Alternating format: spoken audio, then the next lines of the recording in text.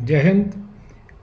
मेरा आज के इस वीडियो का उद्देश्य ऑफिसर और ऑल रैंक्स के जो एलटीसी है उससे संबंधित एक प्रोविज़न के बारे में अवगत कराना है। मुझे ऐसा लगता है कि ये जो प्रोविज़न है इसके बारे में ज़्यादातर लोगों को मालूम नहीं है। तो आम तौर पे हमारा जो अंडरस्टैंडिंग है कि एलटीसी 2 साल के ब्लॉक में अथराइज होता है। 1 साल होम टाउन एलटीसी और दूसरे साल ऑल इंडिया एलटीसी। तो ये सभी को यहाँ तक तो मालूम है। और ये भी मालूम है कि जो ये 1 साल के अंदर एक ही टाइप का एलटीसी ले सकते हैं, चाहे वो होम टाउन का हो चाहे वो ऑल इंडिया हो। और एक और चीज़ है कि जो ये 2 साल का जो ब्लॉक है वो उसका एंडिंग इवन ईयर में होना चाहिए, सम वर्ष में। यानी कि जो अभी जैसे चल रहा है तो 21-22 1 जनवरी 21 से लेकर 31 दिसंबर 22 तक, और नेक्स्ट ब्लॉक सभी के लिए शुरू होगा 1 जनवरी 23 से 31 दिसंबर। इस एलटीसी के स्पेशल प्रोविज़न या रूल के बारे में बताना चाहता हूँ। वो संबंधित है होम टाउन के एलटीसी से। सभी रैंक्स जो हैं वो होम टाउन के एलटीसी के इन लिeu में या उसकी एवज में वो 3 और जगह देश में यात्रा कर सकते हैं एलटीसी पर। वो है जम्मू कश्मीर, जो नॉर्थ ईस्ट रीजन या जो पूर्वोत्तर भारत के जो 7 राज्य हैं जो हमको सबको मालूम है, उसके अलावा 8वां राज्य है सिक्किम, उसको भी इसके लिए इसमें ब्रैकेट किया गया है। और तीसरा अंडमान और निकोबार। तो जब होम टाउन में के जो एलटीसी है उसको ना अवेल करके उस साल में इन सब जगह में एलटीसी अवेल। मैं बताना चाहता हूँ कि ये कोई नया प्रोविज़न नहीं है। जो सारे सिविल कर्मचारी हैं उनके लिए ये प्रोविज़न शुरू में 2008 वर्ष में लागू किया गया था, और वो सेना के सभी रैंक को भी लागू हुआ था। अंतर इतना था कि शुरू में ये जो होम टाउन के बदले में स्पेशल एलटीसी था, ये केवल पूर्वोत्तर जो भारत के राज्य हैं इनके लिए ही लागू था।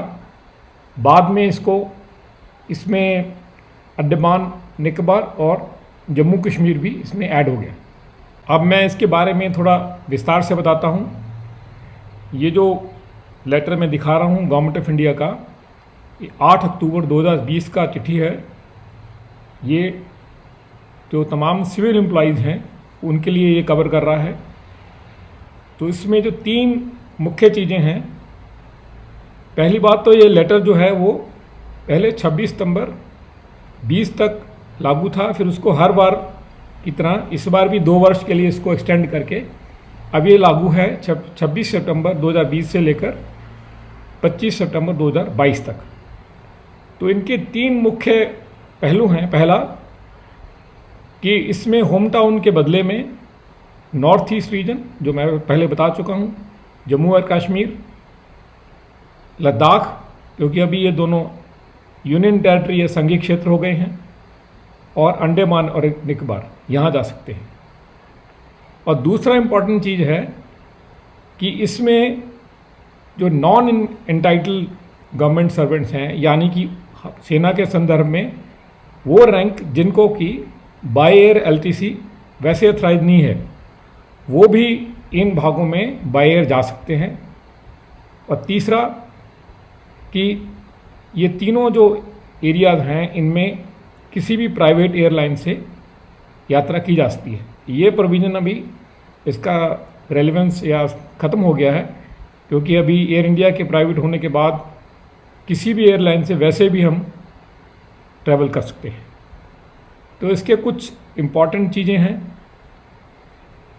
कि एक सबसे इम्पॉर्टेंट चीज़ है कि जो गवर्नमेंट एम्प्लॉई या आर्मी रैंक जिसका जो होम टाउन है पार्ट 2 ऑर्डर या पेपर में, और जो पोस्टिंग का जगह है वो सेम है, तो जाहिर है कि उसको होम टाउन का एलटीसी वैसे भी बनता नहीं है, उसको ये अथराइज नहीं है कि वो होम टाउन के एलटीसी के बदले में इन जगह पे जा सके। और जो बाकी जिन एम्प्लॉइज़ को नॉट एंटाइटल बोलते हैं, उन लोग लोअर रैंक्स जिनको अदरवाइज एलटीसी थ्राइव नहीं है, उनके लिए नियम ये है कि वो कलकत्ता और गुवाहाटी से पूर्वोत्तर के किसी भी भाग में 8 राज्यों में, दूसरा कोलकाता, चेन्नई और विशाखापट्टनम से जो पोर्ट ब्लेयर है राजधानी अंडमान निकोबार की, और दिल्ली और अमृतसर से लेकर जम्मू कश्मीर और लद्दाख के जो क्षेत्र हैं, इनमें इन 3 जगहों से वो बाय एयर जा सकते हैं जो मैंने बताया है, जिनको वैसे एंटाइटल नहीं है। दूसरा प्रश्न आता है कि तो यहाँ तक कैसे जाएंगे प्लेस ऑफ ड्यूटी से। तो प्लेस ऑफ ड्यूटी से यदि वो इन 3 जगह या 5 जगह कोलकाता, गुवाहाटी, चेन्नई, विशाखापट्टनम, दिल्ली, अमृतसर, यहाँ तक जाने के लिए उनको अपना ट्रेन जर्नी का इस्तेमाल करना पड़ेगा। यदि वो ट्रेन जर्नी का इस्तेमाल नहीं करते हैं और इस भाग में भी बाय एयर जाते हैं, तो इस भाग के लिए उनका जो बाय एयर तो ट्रैवल करते हैं, लेकिन जो उनको क्लेम मिलेगा वो केवल जो उनका एंटाइटल्ड जो लागू क्लास है बाय ट्रेन, उतना ही उनको क्लेम ये मिलेगा। तो बाकी इससे संबंधित कुछ डिटेल्स इसमें दिया है। एक इम्पॉर्टेंट चीज़ है, जैसे अभी वैसे भी सभी टेम्परेरी ड्यूटी और एलटीसी के लिए लागू है 1 जनवरी 2022 से, कि सभी को अभी जो टिकट बुक करना है वो 3 अथराइज एजेंट्स हैं, Balmer Lawrie and company, Ashok travel and tours, और तीसरा Indian railway catering and tourism corporation. तो इन्हीं के द्वारा ही कंप्लीट टिकट बुक होने हैं, चाहे वो खुद करें एडवांस ड्रॉ करके, या फिर वो जो डिफेंस ट्रैवल सिस्टम है उसके माध्यम से किया जाए। तो ये चीज़ जो बुकिंग ऑफ टिकट है ये इसमें भी इम्पॉर्टेंट है, और नॉर्मल एलटीसी और किसी भी टेम्परेरी ड्यूटी या पोस्टिंग के केस के लिए भी लागू है। नेक्स्ट चीज़ एक इसमें आती है कि जो मैंने अभी गवर्नमेंट लेटर एक्सप्लेन किया वो तो सिविल गवर्नमेंट एम्प्लॉइज़ के लिए है, तो सेना के लिए ये लेटर कैसे लागू होता है। तो जो अभी मैं दिखा रहा हूँ वो है पीसीडी ऑफिसर्स की जो पूना की जो वेबसाइट है, उसके ऊपर सेक्शन है FAQ यानी कि फ्रीक्वेंटली आस्क्ड क्वेश्चंस।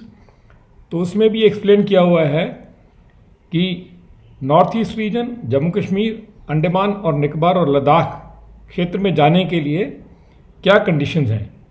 तो जो वही 3 कंडीशन जो पहले बताई मैंने कि होम टाउन के बदले में, और मैक्सिमम जो किराया है इसमें जो इस्तेमाल करते हैं वो LTC 80 फेयर जो LTC के लिए लागू होता है। और तीसरी चीज़ दोहराई गई है कि उन एम्प्लॉइज जिनका कागज़ में होम टाउन और पोस्टिंग का जगह सेम है, उनको ये कंसेशन या स्पेशल कंसेशन अलाउड नहीं है। और ये शुरू से ही लेटर सेनाओं के लिए लागू है, लेकिन मुझे ऐसा लगता है कि ज़्यादातर लोगों को इसके बारे में जानकारी नहीं है।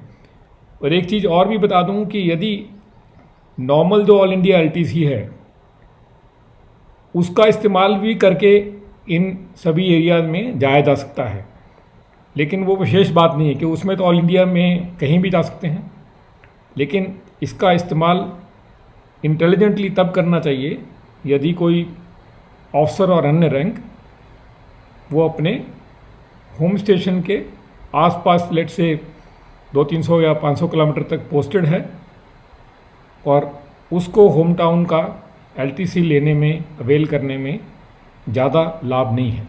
उस स्थिति में ही इसका प्रोविज़न का इस्तेमाल करना चाहिए।